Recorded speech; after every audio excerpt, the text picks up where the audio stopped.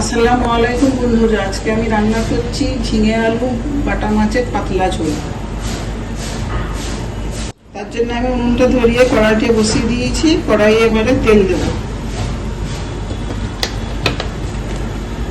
সর্ষের তেল দিলাম।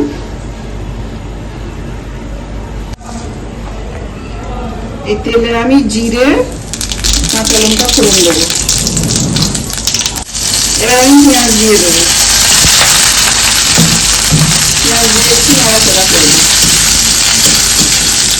এবার আমি পরিমাণ মতো মশলাগুলো দিয়ে দেবো। পরিমাণ মতো নুন দিলাম, হলুদ গুঁড়ো,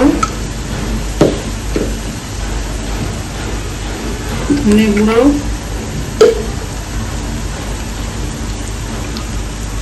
জিরে গুঁড়ো, সামান্য লঙ্কা গুঁড়ো। আমি একটু নাড়াচাড়া করে নেব। একটু পানি দেবো, মশলাটা গলে যাবে। রসুনের পেস্টটা দেবো, টমেটো দেবো, এবার আলুটা দিয়ে দেবো।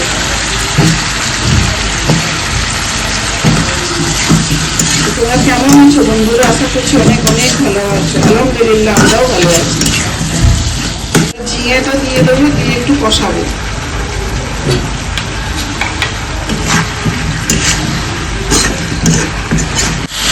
কষানোটা আমার হয়ে গেছে, পরিমাণ মতো পানি দিয়ে দেবো।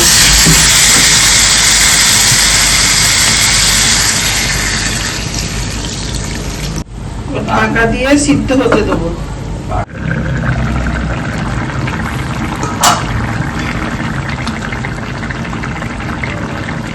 আলু ঝিঙে সিদ্ধ হয়ে গেছে। মাছ ভাজাগুলো আমি আগে থাক থেকে ভেজে রেখেছিলাম, নুন হলুদ মাখিয়ে, সেগুলো দিয়ে দেবো। কাটা মাছটা ডিম হয়েছিল, ডিমটাও দিয়ে দেবো। 2 মিনিট ঢাকা দিয়ে রাখবো। আমার ভিডিওটা যদি তোমাদের একটুও ভালো লেগে থাকে তাহলে আমাকে বেশি বেশি করে লাইক, কমেন্ট, শেয়ার করবে। আমার চ্যানেলটাকে সাবস্ক্রাইব করে দেবে।